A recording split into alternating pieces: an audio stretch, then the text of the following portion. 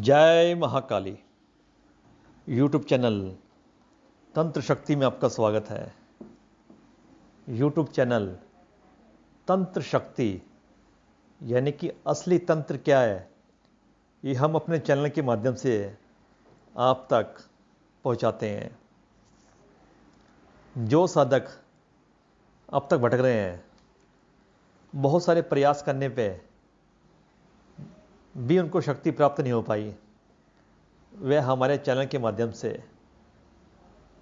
साधना करके शक्ति प्राप्त कर सकते हैं। यदि आप भटकते भटकते थक गए हैं तो आपका एक ही मार्ग बचा हुआ है, तंत्र शक्ति यूट्यूब चैनल। हमारा फेसबुक पेज डिस्क्रिप्शन में आप उस पर लिंक करके सिद्ध महाकाली दरबार के भी परिवार के सदस्य बन सकते हैं, क्योंकि माता के साथ माँ शक्ति की कृपा में जो आ जाएगा वह सर्व शक्ति और कृपा पाएगा, अपने परिवार में खुशहाली लाएगा। हमारे इस चैनल में अंदर प्रत्येक साधना पूरा विधि विधान के साथ होती है। हमारी ज़्यादातर साधनाएं गुप्त व दुर्लभ होती हैं, जो किसी पुस्तक, गूगल या यूट्यूब चैनल पे हमारे चैनल के अलावा नहीं मिलती। और जो भी सच्चे भाव से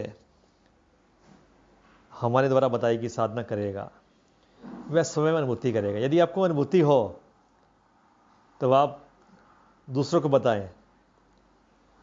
पहले आप साधना करें, हम जो बोल रहे हैं फिर उसकी अनुभूति माने, तब चैनल सब्सक्राइब करें। क्योंकि साच को आज नहीं, बस किसी भी साधना की नींव आप किसी भी शक्ति की साधना करें, क्योंकि साधना करने के लिए शिष्य के अंदर गुणवत्ता होनी चाहिए। गुरु तो शिष्य बता देगा, यदि शिष्य के अंदर वो गुण नहीं होगा तो वो पाकर भी अधूरा रह जाएगा, और जिसके अंदर गुण होगा वह एक ही बारी में सब पा जाएगा। प्रत्येक साधना की शक्ति प्राप्त करने हेतु आप केवल सच्चे भाव से जिस भी शक्ति की पूजा करते हैं उसके प्रति आप सच्चा भाव रखें। छल कपट लालच से परे रहें, क्योंकि साधक की सबसे बड़ी ताकत होती है कि वह छल कपट लालच से परे होता है। यदि कोई भी कुछ बोल दे उसको बुरा न माने, ये सोचे कि वो अनजाने में आपको बोल गया, क्योंकि बुरा बोलने वाले तो बहुत मिलेंगे राह पे, लेकिन आपने अच्छा करते हुए आगे बढ़ना है। फिर एक दिन ऐसा आएगा जो बुरा बोलने वाले वो भी आपके आगे झुक जाएंगे, नतमस्तक हो जाएंगे। तो आइए जानते हैं जो हम आज की साधना लेके आए हैं वह इतनी शक्तिशाली व दुर्लभ गुप्त साधनाएं हैं कि आज से पहले आपको किसी यूट्यूब चैनल में, किसी पुस्तक में नहीं मिलेगी। ये महाशक्ति के आशीर्वाद से हमें प्राप्ति हुई है और हम आप सबके लिए ये साधना दे रहे हैं। आप करें, सच्चे भाव से करें। मसान भैरव साधना, जी हाँ, इस साधना को करने के बाद पूरा का पूरा मसान को अपने वश में कर सकते हैं। अक्सर हमें कमेंट आते थे, गुरुजी आप हमें प्रेत साधना दें, भूत को वश में करने की साधना दें। हम उनसे यही कहते थे कि भूत प्रेत की साधना सिवाय नुकसान कुछ नहीं करती। कुछ लोग भूत प्रेत की साधना करते हैं और वह सोचते हैं उन्होंने भूत प्रेत को काबू कर लिया, भूत प्रेत बहुत बड़े हो गए, लेकिन भूत प्रेत तो भूत प्रेत है, ना उनका दिल होता है ना दिमाग होता है, वो तो एक हवा है। आप सोचते हैं कि आपने भूत प्रेत को अपने काबू कर लिया, तो गलत सोचते हैं। भूत प्रेत केवल कुछ समय के लिए आपका बंदी है, जैसे ही उसको मौका मिलता है सबसे पहले आपके परिवार को नुकसान करेगा, और फिर आप भटकते फिरोगे अपने परिवार को लेकर के कौन ठीक करे इसको। सच और झूठ के बीच में अंतर क्या है वो समझे, महाशक्ति पूजा करे। जो आज साधना हम लेके आए मसान भैरव की, इस साधना को करने के बाद आप पूरे के पूरे मसान को वश में कर सकते हैं और किसी भी मसानी क्रिया को कर सकते हैं।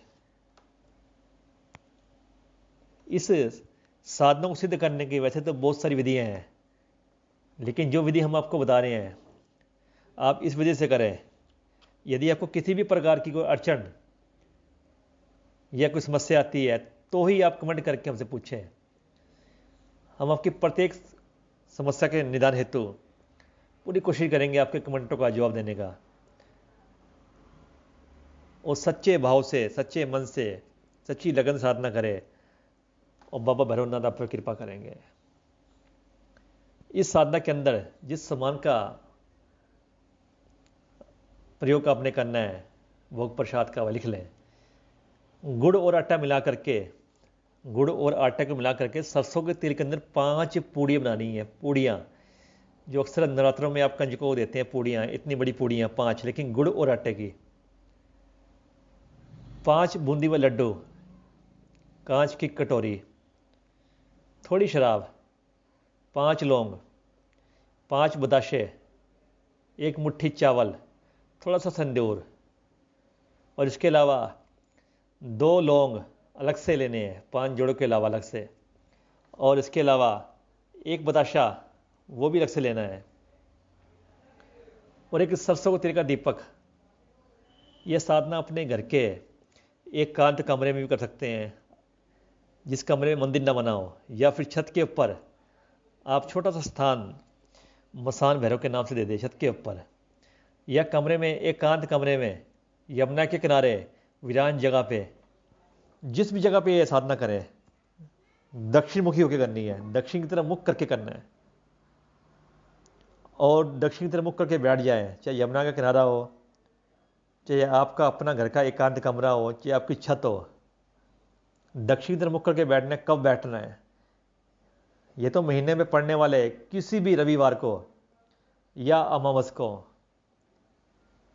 अगर ये साधना आप अमावस को करते हैं तो उसका प्रभाव बहुत जल्दी मिलता है।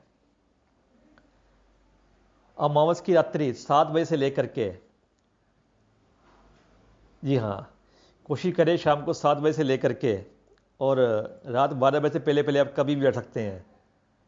चाहे तो यह साधना दिन में भी कर सकते हैं। दक्षिण तरफ मुख करके अपने सामने दीपक जगाएं, वो काले आसन में बैठे हैं। काले आसन ना हो, अगर काला आसन ना हो तो काला कपड़ा ला के आधा मीटर किसी भी आसन में बिछा ले, काला हो जाएगा। अगर आपके स्वयं के पास काले कपड़े तो ठीक, नहीं तो कोई भी कपड़े पहन लें, पर सिर में काला रुमाल बांध लें, और साथ ही साथ काला टीका भी लगाएं, और अपने सामने सरसों के तेल का दीपक जगाएं, और जो 5 पूड़ियाँ गुड़ और आटे की बना रखी हैं उनको दीपक के आसपास एक एक करके लगा दें, और उन पूड़ियों के ऊपर एक एक लड्डू बूंदी वाला रख दें। उसके बाद 2-2 लौंग लेकर के, यानी 5 जोड़े जो लौंग हैं, 2-2 लौंग 5 पूड़ियों के ऊपर लड्डू के साथ रख दें। उसके बाद एक एक बताशा लड्डू और लौंग के साथ वो भी रख दें पूड़ी के ऊपर। और उसके अलावा जो 2 लौंग अलग से लिए थे, एक बताशा, 2 लौंग संदूर में हल्का सा लाल करके और दिए के अंदर डाल दें। दिया हल्का बड़ा लें सरसों के तेल का, और एक बताशा भी दिए में डाल दें। और जो चावल संदूर है, दोनों को आपस में मिला करके, चावल को लाल कर करके अपने सीधे हाथ की मुट्ठी भर के अपने दिए के पास लगा दें, मसान भैरव का स्वरूप मार करके, और धूप दीप से मन ही मन भैरवनाथ का सिमरन करके उनसे आशीर्वाद प्राप्त करके फिर ही जाप चालू करने हैं। मन ही मन कहना है, मैं आपकी शरण में हूँ बाबा मसान भैरव, कृपा करे मैं इस साधना से जो भी कार्य करूँ मैं सिद्ध हो। अपना नाम, जाति और गोत्र ये सब साधना करने से पहले बोल दें। अपने नाम के अलावा अपनी माता का नाम भी साथ बोलें, ताकि आपको पूर्णतः शक्ति मिल सके। और अगर आप घर में साधना कर रहे हैं तो आपको किसी प्रकार का कोई कवच लगाने की आवश्यकता नहीं है। यदि आप ये साधना किसी यमुना के किनारे कर रहे हैं तो एक मंत्र डिस्क्रिप्शन के अंदर हम दे रहे हैं, उस मंत्र को आप पढ़ करके किसी लकड़ी से, चक्कू से नहीं, किसी लकड़ी से आप अपने आसपास गोल घेरा बना सकते हैं, ताकि आपकी साधना निर्विघ्न हो। इस साधना की कम से कम भी जो है आप 7 माला करेंगे। जी हाँ, 7 मालाएं साधना ही करनी है अपने सामने सब भोग प्रसाद रखने के बाद। और साधना के दौरान बिल्कुल उठना नहीं है, कुछ भी हो जाए। आपको हो सकता है पीछे से आवाज़ भी दे कोई, आपको ऐसा लगेगा कि आपका फैमिली का कोई या आपका कोई मित्र आपको आवाज़ दे रहा है। यह साधना आप मसान के अंदर भी कर सकते हैं। यदि मसान में करने की व्यवस्था हो तो वहाँ भी कर सकते हैं। सबसे ज़्यादा त्रिफल मसान के अंदर से करने से मिलता है। बस जो डिस्क्रिप्शन के अंदर मंत्र दिया हमने, डिस्क्रिप्शन के अंदर जो मंत्र दिया उसको जरूर पढ़ करके अपने आसपास गोल घेरा बनाएं। यदि मसान या यमुना के किनारे साधना करें, अगर घर में करें तो किसी प्रकार का किलन की आवश्यकता नहीं है। जैसे ही आप साधना को पूर्ण कर लेंगे तो आप, यदि ये घर के बाहर साधना करते हैं यमुना के किनारे या मसान में, तो आप ये कहेंगे, बाबा मैं जब भी आपका भोग दे करके आपको बुलवाऊं, आप मेरी पुकार सुने और मेरे कार्य सिद्ध करें। आपको माता कालका की आन, माता मसानी की आन। बस इतना बोल के जिस जगह आपने साधना करी है, यदि घर से बाहर करते हैं यमुना किनारे या फिर मसान के अंदर, उस जगह की एक चुटकी मिट्टी ले लें वहाँ से।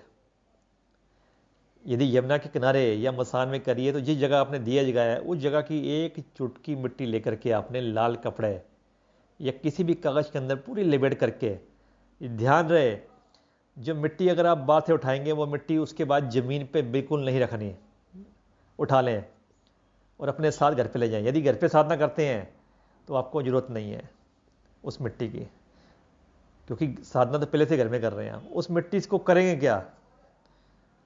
उस मिट्टी को अपने करना इस प्रकार है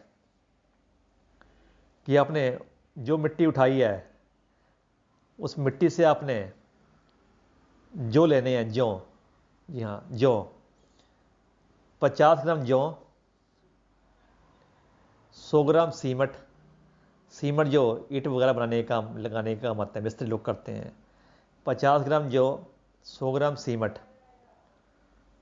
और थोड़ा सा बदरूप मिला करके आपने वह मिट्टी भी इसी में मिला करके आपने उस मिट्टी को अच्छे से मिला करके एक गोल आकार का, जिस प्रकार शिवलिंग होता है इसी आकार का अपने उसको गोला घर में बनाना है। चाहे छोटा बन जाए कोई परेशानी नहीं, लेकिन बनाना है अपने घर के अंदर। और वह गोला जब बन जाएगा शिवलिंग के आकार का जो, और उस पर आपने काले रंग ला करके इसमें काला काला कर देना है और अपने अपने घर के एकांत कमरे में छोटा सा एक हाथ के बराबर बना ले और काला कलर करके अपने बाबा भैरव का स्वरूप मान के वह मिट्टी उसके अंदर जरूर डाल दें जो बाहर से लेके आए हैं। अगर घर में करेंगे तो ज़रूरत नहीं है, तो बिना मिट्टी की गोला बना लें आप। गोला तब भी बनाना है शिवलिंग के आकार का, एक मूर्ति टैब यानी भैरव की पिंडी टैब बनानी है आपने। जिस प्रकार पिंडी का आकार होता है उस प्रकार भैरव का आपने सीमट मदरपुर आदि मिला करके उस पर काला रंग करना है। और उसके बाद सब करने के बाद संदूर पानी से आपने स्नान करवाना है उसको और अपने घर में दक्षिण की तरफ रख देना है। अब इस साधना की सिद्धि होने के बाद किस प्रकार प्रयोग करेंगे? जो पिंडी आपने बनाई है भैरवनाथ की घर पे, आपने नित्य प्रतिदिन धूप बत्ती करनी है और इस मंत्र को 7 बारी बोलना है। और हर रविवार के रविवार 2 लड्डू, 2 लौंग, 2 बदाशों का भोग देना है।